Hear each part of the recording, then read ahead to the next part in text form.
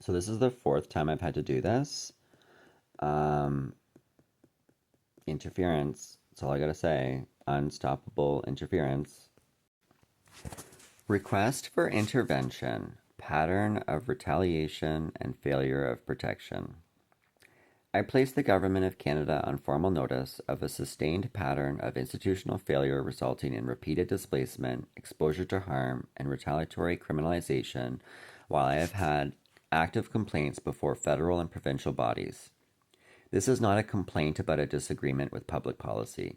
It is a record of failure to protect, procedural obstruction, and foreseeable harm occurring while the state continued to rely on my compliance, disclosure, and restraint.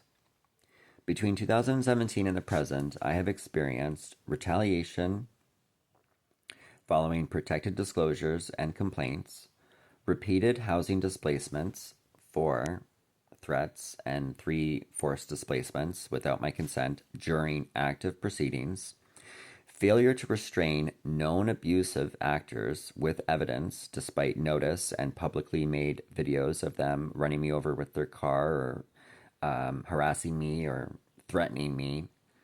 Failure to restrain known abusive actors. This isn't speculation.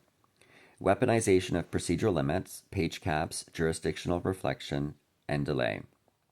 Escalation from civil matters into criminal exposure. At multiple points, I sought lawful remedies, not confrontation. Each attempt coincided with increased instability rather than protection. By October 5th, 2021, following a serious housing incident that directly threatened my health and safety, in London, Ontario, I concluded that remaining in Canada without protection posed a risk to my life and safety. I therefore pursued lawful exit and medical relocation, not avoidance of responsibility, not that I did anything wrong at any point, by suing the government. However, I was labeled an extremist for filing lawsuits against the Trudeau government. This submission series will document in sequence how state inaction and administrative fragmentation produce predictable harm and how intervention remains necessary and within your duties to act. This is a request for oversight and correction, not sympathy. Part 2. We'll look at employment, reliance, and early retaliation in 2018 by the Stantec and government actors. Part 2. Federal reliance, accommodation failures, and foreseeable retaliation through employment at Stantec Consulting in Ottawa, Ontario, while producing work for the government as a Level 2 security cleared employee in landscape architecture and community development, working on Parliament Hill and even Harrington Lake, his property when Trudeau updated that property. This submission addresses the front end of this pattern, how federal and institutional reliance on my compliance and disclosures coexisted with failures to protect me when those same disclosures created vulnerability. I am a trained professional, landscape architecture, okay, very well documented, lots of skills, and previous experience in corporate finance in fraud, risk, and recovery. Now, how federal and institutional reliance on my compliance and disclosures coexisted, okay? And when I was employed in context requiring reliability and responsibility, my record is not one of impulsive conflict seeking. It is one of repeated attempts to use lawful channels to correct harm. The core issue is this. When I disclosed vulnerabilities and sought accommodation or protection, the system responded with avoidance, narrowing, and delay, while continuing to benefit from my restraint and compliance.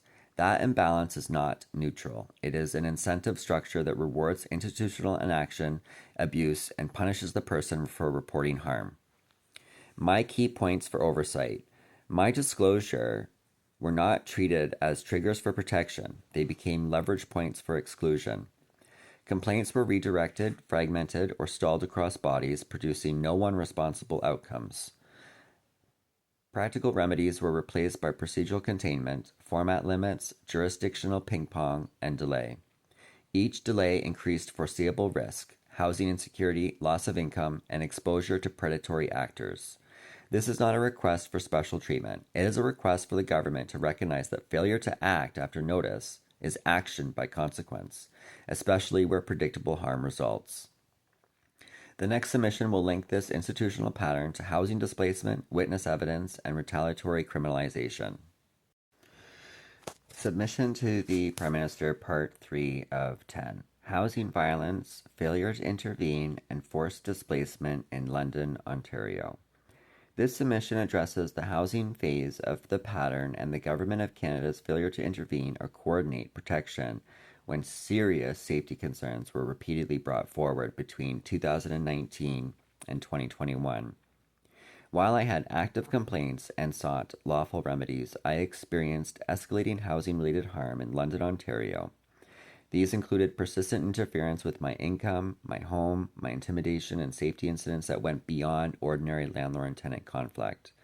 By October 5th, 2021, a high-risk incident occurred involving the use of a vehicle as a weapon in a manner that directly placed me in fear of serious bodily harm or death. This incident was not isolated. It followed a prolonged period of reported interference and intimidation and hate crimes. Despite notice to authorities and ongoing proceedings, no effective protective action was taken. The result was predictable: continued exposure to harm, deterioration of stability, and the collapse of any reasonable expectation that domestic remedies would restrain the conduct. It is critical to emphasize that this was not a breakdown of private relations alone. It was the outcome of a system that received notice of escalating risk, failed to act in a coordinated or timely manner, and allowed procedural fragmentation to substitute for protection. This failure directly contributed to my decision to seek safety through relocation rather than remain in an environment where harm was foreseeable and unaddressed. The next submission will address the steps I took lawfully to leave Canada and the institutional barriers that prevented that exit. Part 4. Lawful Exit Plan, Medical Relocation to Portugal, and Federal Obstruction. This submission addresses my lawful plan to leave Canada to preserve my safety and stability and the barriers imposed by federal transport entry policies despite documented medical rationale and clear receiving country requirements. Following prolonged unaddressed harm and repeated procedural dead ends, I pursued a structured relocation plan to Portugal in late 2021. This was not impulsive travel. It involved concrete steps arranging international shipping of my possessions, coordinated accommodation and entry requirements, and securing professional clinical contact in Portugal for autism-related care. Portugal's authorities confirmed entry requirements that were manageable, testing-based, and my care pathway in Lisbon was organized in advance. Nonetheless, I was prevented from boarding and effectively immobilized inside Canada. That immobilization occurred while I was seeking lawful remedies and while clear documentary notice was being provided to multiple institutions. The public interest problem here is not my personal inconvenience.